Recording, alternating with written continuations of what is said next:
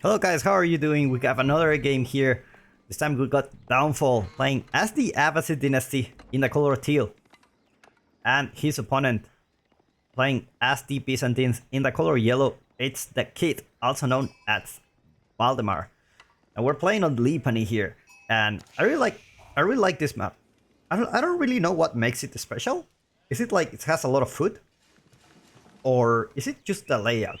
And personally, I don't know about you, let me know in the comments, but I really enjoy maps where they have mountains here. Maps where there's just a natural barrier for you and there is some verticality. Not only that, because you can actually take a real nice screenshot just because of the camera angles here. Like for example, this is beautiful. This is beautiful. You have the foreground, you have the background, you have verticality, but ignoring the beauty of it, like or for example a tower here or anything, just open up with so many, interesting strategies that you can come up with just to play with the height. Like this is a very safe spot for you to put a tower. Like they cannot go directly here. They just need to go all around here and just try to kill your tower. So I'm a big fan of maps that they have mountains or cliffs, elevations or something like that, where you can go up and down. I really like it. Whereas maps were like completely plain, there is no walls other than the wood lines. I'm not really a big fan of them. I really like natural walls. That's why I like forts. That's why I like French Pass or other maps. I know they are not like they open up with different ways of playing the games, which I like a lot. I like a lot. So that's on that. And what do you think about modding for the game? Now that we're talking about maps, like do you enjoy modding? Do you enjoy like creating maps or anything? I never tried really creating maps for Age of Empires 4. I have the suspicion that the tools are not really that great. I don't know, but we will see. But I want to try. I want to try. Probably can stream about that in the future on how to make maps. Because I used to work as an environment artist for Ubisoft, and I really like. I have done a lot of levels for games before, a lot of them, and my experience on RTS games, like creating levels for RTS games, is pretty much nothing. So I'm not really sure what makes a good map. I know what makes a fun map, but I don't know what makes a like a fair map. You know what I mean? Some maps can be fun, but not necessarily fair. Some maps are very fair, but not necessarily fun. So there's a really neat balance there. Let's go back to the match. Already 3 minutes into the game. Looks like Dawnfall will go with the military wing just to secure that second town center. Most likely you want to go for a second town center, and this pretty much says to me like, hey guy, I'm gonna expand. I'm gonna expand, and there's nothing you can do about it because I have 2 spearmen and 2 archers. In the meantime, the Kid aging up with 4 villages. Gonna be the Grand Winery next to the berries. We've seen a build order from Papipal in the last tournament where he just put the early olive groves here, just one, and then because he plans to put a Grand Winery later, and this allows him to just have some extra olive oil to work in the future, because I think one berry patch of those are not enough to give you 2 sets of mercenaries. That's what I think is that. I haven't tested out myself. I will need to test that out, but I think it only gives you either like you don't get all the olive oil you need to get for another set of mercenaries. So by having this farm here, it allows you to actually have that without going to another berry patch. Just stay in the starting berry patch that you have at the beginning, and you can have a bunch of mercenaries working for you. Or we're not gonna see mercenaries soon. A tower already here, so looks like Dawnfall will get denied here on his attempt to harass his opponent. I don't know why the tower went here. I mean, probably because he knows Abbasid is just gonna have 4 military units to work with at the beginning. Or is it because he wanna go castle or something like that? This is not enough villagers to go castle. So I guess it's just the first one. It's just gonna be very defensive coming from his side. Gotta be careful with Mr. Donkey here.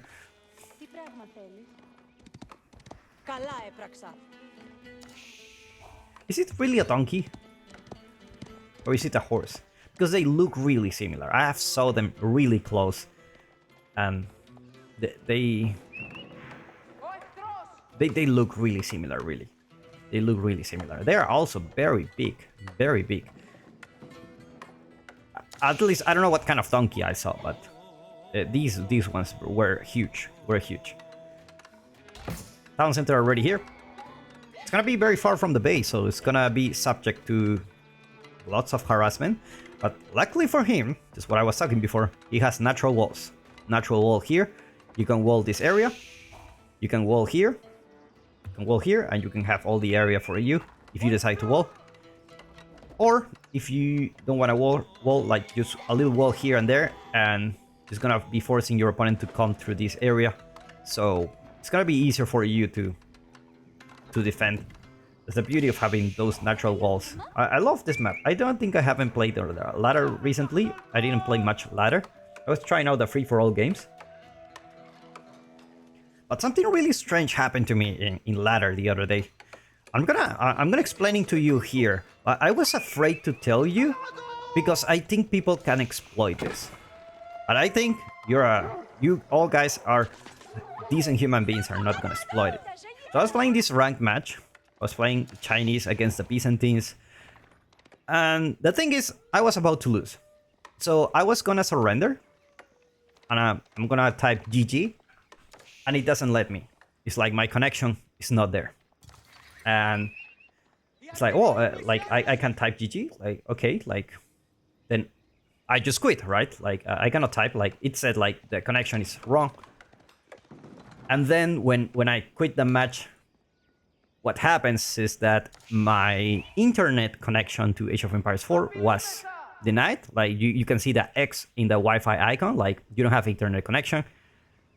And what happened next is that my loss didn't count. Like I lost that match, but my loss didn't count. My loss, like, I played 3 ranked matches, but in history I only had 2. Like, so that happened to me on the winner side also as well. Like, I won a match and it didn't count. So I believe this is a huge issue. Like, can you imagine, like, oh my god, what happened here? A long distance wonder. If you don't know what the long distance wonder is, it's a reference I use where I used to work at Ubisoft, and the times where I didn't feel like working, I would just go wander and walk like 1 hour or something and go a long distance wander. And I had a bunch of friends where we used to call the LD wander, and we just type like in the chat, hey, LD, let's go for a long distance one. And we just walk a lot. We just walk a lot, like 1 hour, 2 hours to refresh our minds. Like, that's something that a lot of people don't understand, but actually refreshing your mind is like really good for you, especially in game development where you need to think about a lot of stuff. Anyway, the kid already here with a lot of lombos. It's gonna be playing very defensively. It looks like it's gonna be the Limitane Lombo composition. Usually you see like Limitane javelin throwers, but I feel like this one works. And he already starting to have that early olive grooves going out for him, which is fantastic. Gonna have that blacksmith here, and as well he's gonna age up. So he's gonna be in a relatively fast age up, under 10 minutes. So this is very fast for him. Now, his opponent is on 2 town centers. Not only that, but he's playing Abbasid. So he's gonna have the Golden Age, which he should have it tier 1. Extra gathering rate for all the villagers. So these villagers, you will just gather a lot of resources much faster than usual. So in a way, the kid needs to attack soon. The cool thing about having those mercenaries already there is that you already age up with an army. And I really love this about the Byzantines. I think in the last tournament we have seen the Byzantines like as a really strong civilization, really strong. So usually when you do this kind of fast castle stuff, you are vulnerable because you don't have army. But with the Byzantines, you can get those mercenaries for free with the olive oil. And you can as well use, you know, that food to age up. Like it's like killing two birds in one with one shot. Dawnfall. He's macroing to go castle age himself. Have a couple of horsemen here to harass, but I don't think it's gonna happen. You know, this tower, at the end of the day, this was a clear indication that I'm going castle. Like these walls are, you know, talking about natural walls. I think you can go through here. This is you need to put a little wall here. I don't know if Dawnfall knows this, but I suspect you can just walk through here and just go directly. This base is already very well protected with those walls, that town center, and there is a few military units going up for Dawnfall. Now he's going for the economic wing, which makes a lot of sense. Is you want to take advantage of all those villagers that you have. You have two town centers. You might as well, you know, get those upgrades for Fertile Crescent, and of course improve villagers gathering rate from farms. Eventually you will go for a farm transition if the game goes long enough. Lombo's doing a really good job here. Varangian guards are also on the field. At the same time, Dawnfall doesn't have the military units to defend this, so having a bunch of those units here, it's gonna take down the palisade gate and just try to enter with what you have. This is what we got, guys. This is not really the best army, but you know, someone has to do the job. Economic wing coming in 30 seconds. At the same time, +2 range armor coming for the kit, which means, oh my god, these Varangian guards are really angry. Very funny, like they can actually build a transport ship. It's like just build a transport ship in the land to let our opponent know that we actually, like, we were serious about this. Barracks got cancelled here. Now new HP begins, and let's see what Dawnfall creates. Looks like it's gonna be crossbows, camel archers, more horsemen, and a bunch of ghulams. Ghulams, a really strong unit. They have much more HP than the average man-at-arms. Archers trying to take down the stable one step at a time, just like life. Everything's just one step at a time.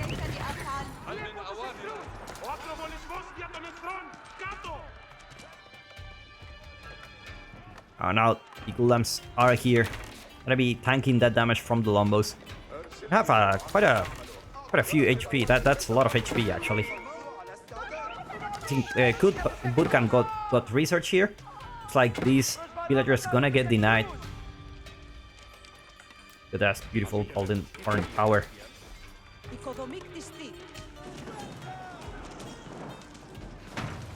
And just like I said, one step at a time, the stable went down. The last lancer got out alive.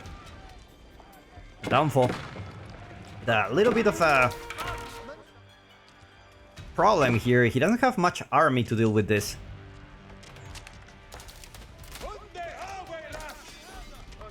And the problem with the Byzantines is that they are our military powerhouse. Like, Cistern levels are already on level 3, so these Varangian guards are gonna come in 16 seconds, which is kind of nuts, actually. And especially 3 units coming from here. This is like military schools, so you're gonna see more and more units coming into your base, like, just non-stop here. And this the part of the Byzantines where it gets really scary at the moment. Looks like textiles are going for the kit just in case a raid happens. Looks like the camel squad coming here to raid, but looks like it's not gonna happen. It's actually gonna take out the golden horn tower one arrow at a time. It's gonna take pretty much like 5,000 minutes. +1 range attack also coming for Dawnfall. Archer must starting to go up for Dawnfall, but his opponent also have a lot of lombos, so it's actually quite scary. It's gonna be just Varangian guards and lombos, the choice for the kit, which is very solid composition, you know. Those tanky units at the front line, lombos doing the DPS on the back. It's like another raid happening here with the camel squad lost the camel, so they lost, you know, they lost their identity. They don't know who they are now. And now the Magonel gets built here. It's exactly what the doctor recommended. Gonna take down those lombos, but the Varangian guards are just gonna go and take down the Magonel. Managed to send the last shot before it dies. Varangian guards actually distracting themselves with another unit. Managed to send another shot here. But Lombo numbers still looking very good for the kid. Archer trying to take down Varangian guards. Slow but steady. And looks like they don't have composite bows, so they're gonna be a little bit weaker. Definitely you need those composite bows if you're gonna go that many archers or crossbows. Like you want to have those, and they really help a lot. It's like those archers are not afraid of the town center. Just gonna sending those there.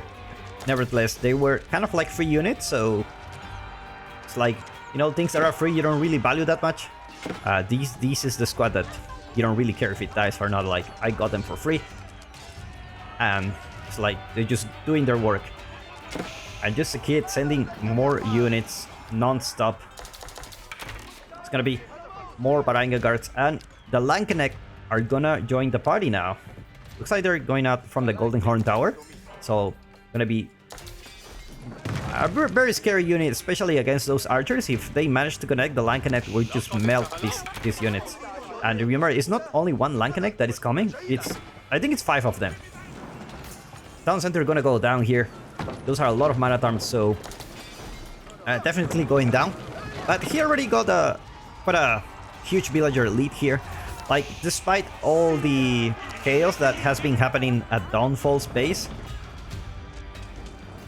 the villager count is still looking pretty good for him. He still have the resources to create the army that he needs to defend. He just needs some extra time. Golden Age tier 2 activated. Now the research time will be slower. Magonel managed to do a last shot before it breaks, and now all those Lombos will be with low HP but are still alive.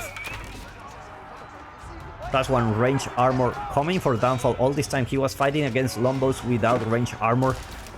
That feels bad. That feels bad. Varangian guards are angry. They do have very low armor, but they do have extra damage, which is very good for the archers, you know. But now those Lombos are just going for it. More Varangian guards trying to break into the base. The Lankenek squad waiting. What happened to the Lankenek squad? It's just they never go out. They take so long to go out. Now Varangian guards just gonna be doing great work against those archers. They're not gonna be able to do much against those man-at-arms. Archers is gonna be dealing with Lombos here. Ulams join the party, but military numbers for Dawnfall don't look really good at the moment.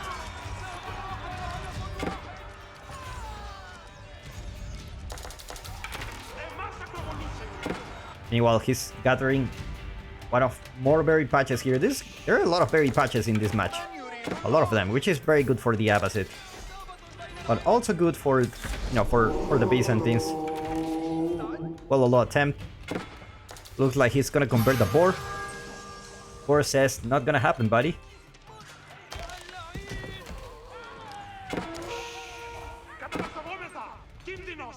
And now one Varangian guard just gonna be dealing with those villagers. This is a point where, guys, you need to fight for your life. You're 6 of them, he's 1. He's mad, but he has low armor, so you still have a chance. Like, you have 6 attacks, so you got this. You got this. If you surround this guy, you can actually kill it. Like, it's gonna be like everyone dies, but also this guy dies. Probably that's what's gonna happen. Sacred site gonna be captured here. Talking about sacred sites, couple of relics already there for Dawnfall. He wasn't able to capture those relics. And the kid looks like he's being really busy attacking. He don't care about the relics. He only cares about attack, attack, and attack. Which is great for him. I mean, despite all the attacks that the kid has been doing, Dawnfall didn't lost many villagers. It's only lost like only 9, which is great. I mean, he's still having the villager lead. He's down to 1 town center, which is bad for him, but he still have the villager lead. So his economy is, you know, it's in good shape for the moment. It's just, you know, it's hard to have a good economy when someone is attacking you the whole time. It's like the Byzantines we regroup, talk about, you know, guys, this kind of thing not working quite well as expected, so let's chat about our next plan. Lankenet actually joined the party now. Are they here? Where are the Lankenet? Where are they? I don't see them there. Probably they go for a raid. Actually, a Lankenet party for raiding is actually quite good. It's actually quite fun just to send those Lankenet to find those villagers and, you know, you can kill all the villagers pretty fast. It looks like the foreign engineering company is going up for the kit. Gonna get all those kind of relatively free siege. Especially you get the Hui Hui Pao, which I don't think we're gonna see, but definitely you have Nest of Bees. You have the Royal Cannons, which are great. But not only that, but you get all those access to elite units and all those fancy upgrades that come in the Imperial Age. Looks like the kid is falling back. He knows he's aging up, so I don't want to fight right now. This Dawnfall actually has an army that can do quite well against the kid. Has plenty of archers, have a lot of Gulams, which are very tanky. Especially they have more health than the Varangian guards. They have 224 health, that's a lot. And he also have a couple of mangonels. And I think as soon as Dawnfall checks that the kid will actually age up, he will just go for it. Sprinkle, finish, and let's see if we're gonna see a unit coming from here. Actually, you don't have access to the Hui Hui Pao? What happened here? Am I? Oh, there you go. I need to check the kid's perspective. That should be a bug. That should be a bug. Like, but I don't think that Hui Hui Pao is just really gonna be useful in this match. Elite Varangian guards coming here. Look at that. They changed quite a lot their this is the signature unit from the Byzantines. Now these guys have a little bit more HP, a little bit more attack, and they're just gonna go for it. Meanwhile, archers still veteran, no elite contract yet. And Magonel shots gonna be able to take down a bunch of Lombos. Looks like the Varangian guards will just be really angry this time. Gonna take down the front line of Dawnfall, takes down the Magonels, and the archers are back to the fight that they never wanted to have against those Varangian guards. And look at how many archers they need to take down one Varangian guard. Look at how much effort they need to imitate a fraction of our power. I don't know if you've seen that meme. It's from a comic. I don't remember the name of the comic now. It looked very bizarre. Varangian guards are already there. They don't care about the keep. They just care about killing. Also, ferocious speed. Increase the move speed when activating Berserking, which is really cool. Man, the Byzantines are really fun. Really fun. Looks like the Varangian guards will break the gate through. This is the 10th time breaking the gate. At the same time, decapping the sacred sites.